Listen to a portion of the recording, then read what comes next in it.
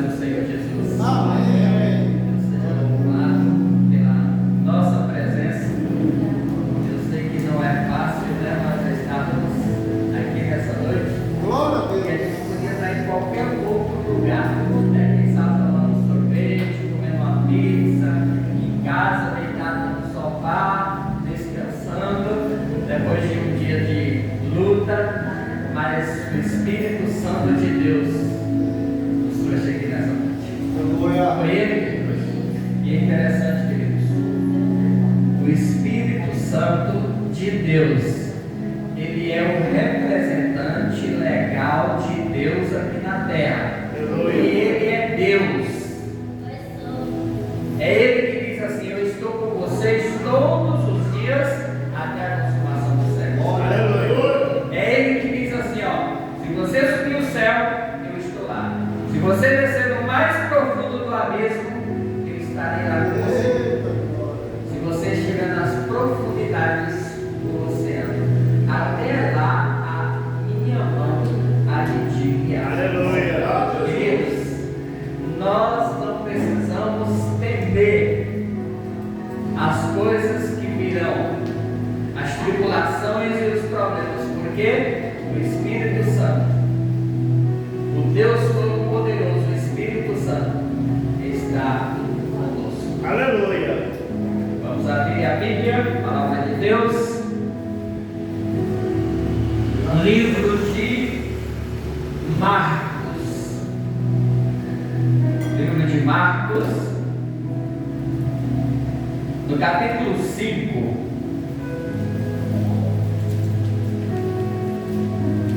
Livro de Marcos, no capítulo 5, tem uma história de libertação.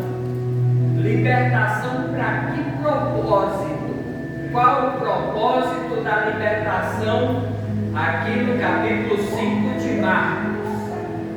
Com a palavra de Deus aberta, vamos orar a Deus pedindo para Deus abrir o nosso coração para nós entendermos. Bondoso Deus, Pai que estás nos céus, gratos estamos, Senhor, por estarmos aqui na Tua presença. Gratos estamos porque foi o Senhor que nos trouxe aqui neste lugar de adoração, neste lugar de comunhão com o Senhor. Graças te damos porque o Senhor conduziu a nós e as nossas famílias da Tua mão nesse dia e nada de mal aconteceu. Agora, Senhor, a Tua palavra está aberta. Mas só que quem abre o nosso coração não é o Senhor, é nós mesmos que abrimos o nosso coração. E neste momento que nós possamos, pelo Teu poder, Senhor, ter força para abrir o nosso coração, para que a Tua palavra entre, faça morada, mude a nossa vida, transforma, nos liberta, Senhor, para sermos inteiramente Teu, fiel ao Senhor, para a honra e louvor do Teu santo nome eternamente. É nossa oração em nome do Senhor Jesus. Capítulo 5 de Marcos, no verso 15 diz assim: indo ter com Jesus, viram o endemoniado, porque tiveram uma legião, assentado, vestido em perfeito juízo, e temeram. Verso 18: ao entrar Jesus no barco, suplicou-lhes o que fora endemoniado, e que o deixara estar com ele. Jesus, porém, não lhes permitiu, mas ordenou-lhes: vai para a tua casa, para os teus, anuncia-lhes tudo que o Senhor te fez, como teve compaixão de ti. Meus queridos, a Bíblia nos diz que esse homem, ele tinha uma legião de demônios. Não era um demônio, era uma legião, era muito demônio. Ninguém conseguia segurar esse homem. Ele era muito violento.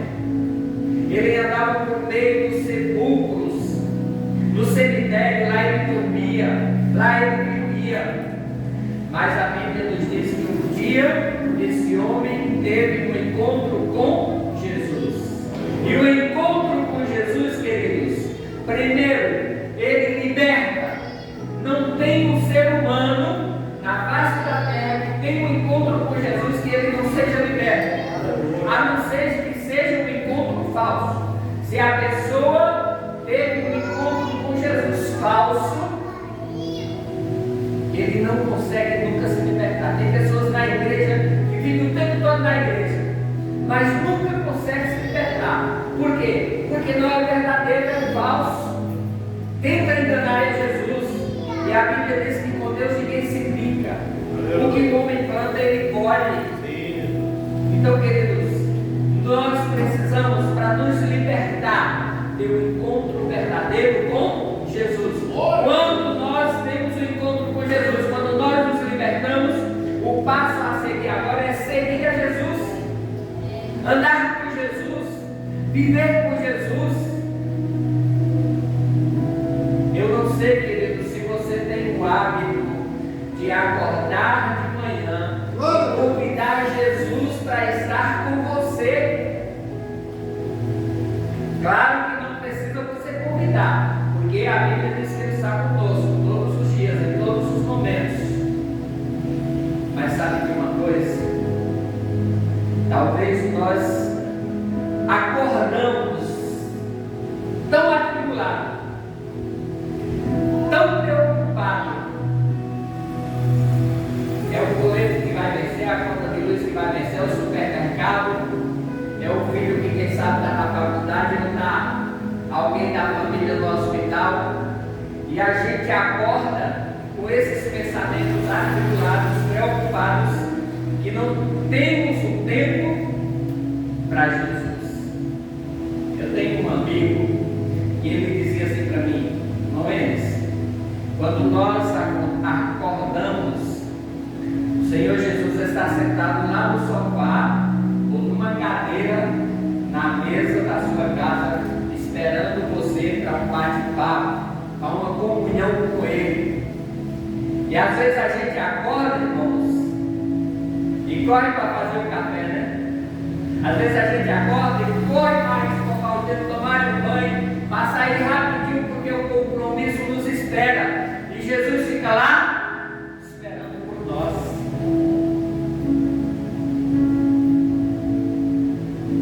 Esse homem, depois que ele foi liberto, a Bíblia diz que o desejo dele agora era seguir a Jesus. Senhor, eu quero ir contigo. Interessante que a Bíblia diz assim, que Jesus falou para ele: não, você não vai comigo, olha só. Como é que Jesus, que atrai as multidões, que chama as multidões para a salvação dele, diga para uma pessoa: eu não quero que você vá comigo. Mas Jesus tinha um outro propósito na vida daquele homem. Jesus disse assim: olha, vai para a sua casa, vai para os seus e fala o que eu fiz com você. Esse é o propósito de Jesus na nossa vida, queridos. Jesus está falando para mim e para você nessa noite: vai para a sua casa e fale o que eu fiz na sua vida para os outros. Queridos, eu creio que todos nós aqui temos família. A família é sagrada para Deus. Deus consagrou a família lá no Jardim do Éden. Primeiro casal foi consagrado por Deus. Deus ama as famílias. Deus quer que as famílias sejam felizes. Mas você já prestou atenção como o inimigo, como Satanás tem tentado atrapalhar, derrubar as famílias? Quando Jesus cura esse homem, e ele diz assim: eu quero ir contigo, Jesus. Jesus diz assim: não, vai para a tua casa, vai reconciliar com a tua família.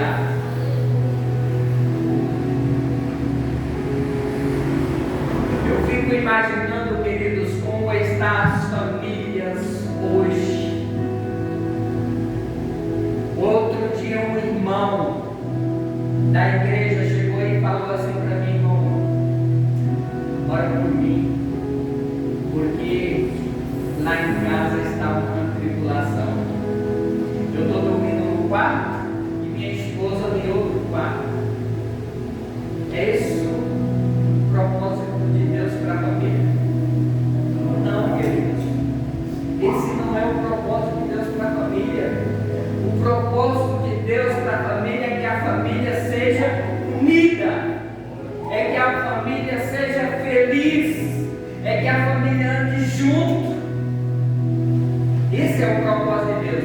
A Bíblia diz que todos os dias, pela viração do dia, que hora é que o dia vira? No pôr do sol. Todos os dias, no pôr do sol, o Senhor Jesus vinha e fazia um culto com Adão e Eva, lá no Jardim do Éden, antes do pecado. Se eles tinham essa necessidade, pastor, de fazer um culto todos os dias antes do pecado, e nós hoje que vivemos em meio ao pecado, precisamos, como família, cultuar a Deus, queridos. E isso não está acontecendo nos nossos lares. Se está acontecendo com você, louvem a Deus. Se você está acordando de manhã cedo, chama a sua esposa, chama os seus filhos e reúne ao pé da cruz, estuda a palavra de Deus, ora, pede a proteção de Deus. Louvado seja o nome do Senhor pela sua família. Mas se você não está fazendo isso, você precisa fazer, porque o inimigo quer destruir as famílias. E se ele achar uma brechinha, ele entra. Ele reúne a sua família, ore com a sua família, estuda a palavra de Deus com a sua família. Não é perder tempo, não. É ganhar a sua família para o Senhor Jesus. É libertar a sua família para o Senhor Jesus. Como é que um casal cristão chega para mim ou para você e diz assim: ora por mim, porque a minha família está dividida. Eu estou morando, eu estou dormindo lá no quarto e a minha esposa dormindo lá no outro quarto. Um dia, queridos, eu tenho 3 anos e pouco, vai fazer 4 anos que eu estou vivo. A minha família, a minha esposa descansou no Senhor há quase 4 anos. Mas um dia, quando ela estava em casa, a gente teve uma conversa desagradável. Todos os casais têm, não é verdade? Todos os casais têm uma conversa desagradável. E aí, chegou a hora de dormir. Eu sentei lá no sofá, liguei a televisão, comecei a assistir televisão. A minha esposa foi para a cama. E como a gente tinha tido aquela conversa desagradável, eu disse: eu vou ficar por aqui mesmo, eu não vou para a cama. Dormi com a minha esposa. E eu estou lá, queridos. Desliguei a televisão. Ela percebeu que eu desliguei a televisão e continuei lá no sofá. Ela levantou da cama e veio até mim e perguntou assim: o que você está fazendo aí? Eu não tive reação, não tive palavras. Bora para a cama. Seu lugar é lá na cama do meu lado.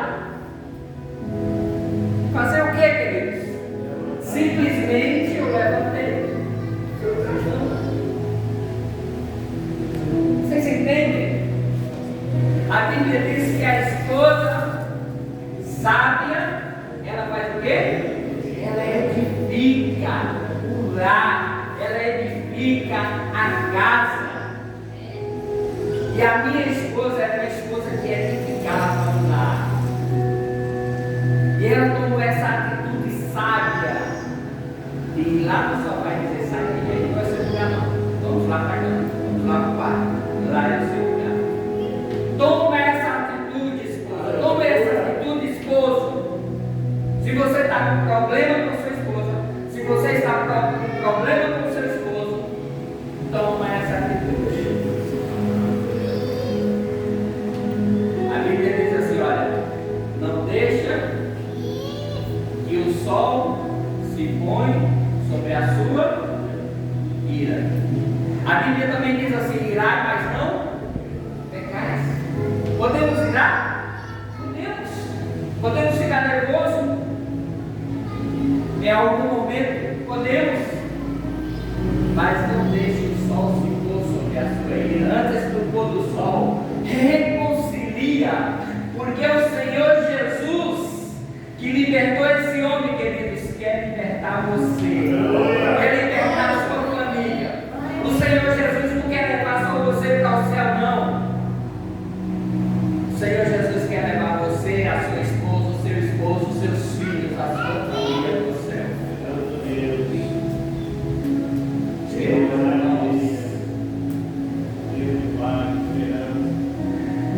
A coisa que eu acho mais bonita em um casal é quando os dois estão assim, ó. Eu sou diácono lá na igreja onde eu congrego. E às vezes eu fico lá na porta e eu fico observando. Várias vezes eu já parabenizei o irmão Crispim, mas a irmã Isabel. Sabe por quê? Porque ele vinha assim, ó, caminhando de mão dadas. Vai lindo, é maravilhoso, queridos. Um casal andar de mão dadas é maravilhoso. Só que a gente está perdendo isso. A gente está perdendo. Às vezes a gente vê um casal vindo para a igreja, vindo saindo do Egito, vou te arrastar de Canaã. Um lá outro cá.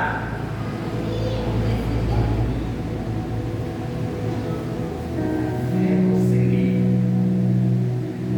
Deus quer te libertar.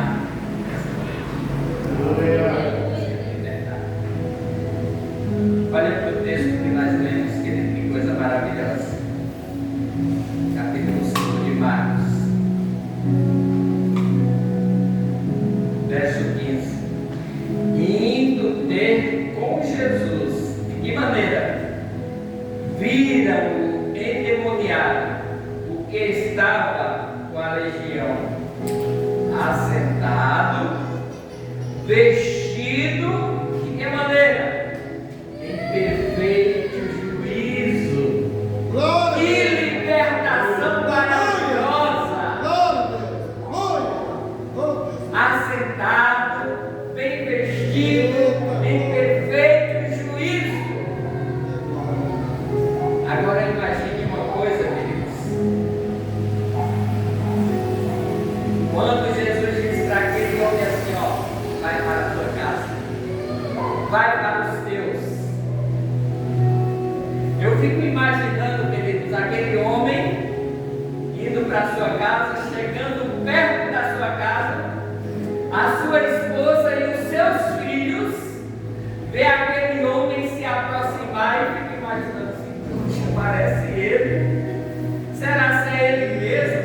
Mas ela estava lá pelo sepulcro, todo sujo, todo imundo, cabelo grande, não tomava banho, fedendo, e agora está vindo ele ali todo maragogo, queridos. Como Deus é maravilhoso. Como Deus faz milagres para resgatar a família. Como Deus faz milagres para unir a família. Em perfeito juízo. Querido irmão,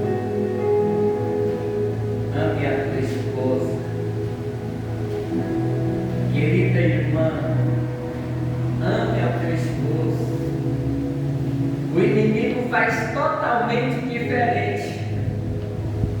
O inimigo faz assim, ó, destrói a sua esposa, fala coisa errada com ela, briga com ela, xinga ela, expulsa ela de casa. O inimigo fala isso. E às vezes, irmãos, a gente está obedecendo ao inimigo, não é verdade? É tão fácil nós obedecermos a palavra de Deus. Eu não sei quanto tempo eu tenho aqui, mas eu já vou estar terminando. É tão fácil, queridos, sabe? Nós às vezes desacreditamos de Deus, da palavra de Deus. Deus está falando assim, amem. E nós falando, eu não vou amar, eu não quero amar, eu não gosto dela, eu não gosto dele. Eu vou atrair. Meu Deus do céu, a palavra está dizendo assim, ame, proteja, anda os dois em perfeito juízo. E nós às vezes vamos na contramão da palavra de Deus, fazendo tudo ao contrário. E aí ficamos desesperados, pedindo oração para os irmãos. Meu irmão, ora por mim que meu lar está acabando, está desfeito, está isso, está aquilo. Quem é o culpado, queridos? Nós que estamos ouvindo Satanás. E é o que ele quer para destruir. Eu vou falar uma coisa para você nessa noite, para nós encerrar.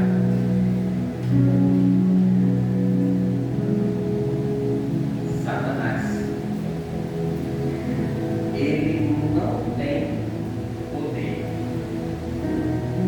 Satanás não tem poder. Eles colocam isso na sua cabeça. Satanás não tem poder.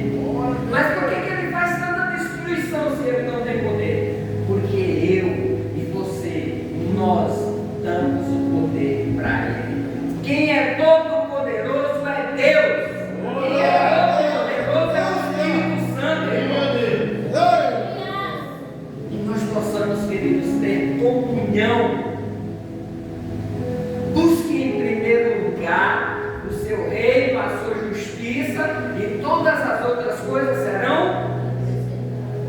Quando você acordar, busque em primeiro lugar o reino e a justiça do Senhor Jesus.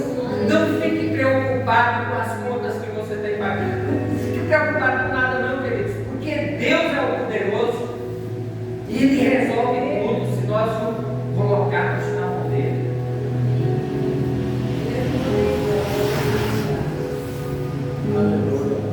Que nós possamos ser libertos totalmente pelo poder de Deus, o poder curador de Deus, da sua palavra, para assim amarmos e salvarmos as nossas famílias. É a minha oração nessa noite em nome do Senhor Jesus. Eu agradeço imensamente pela oportunidade e vou pedir ao nosso pastor para fazer uma oração aqui no encerramento da palavra. Depois, né? Eu quero faz uma oração aqui para nós, pastor, em nome de Jesus. Senhor.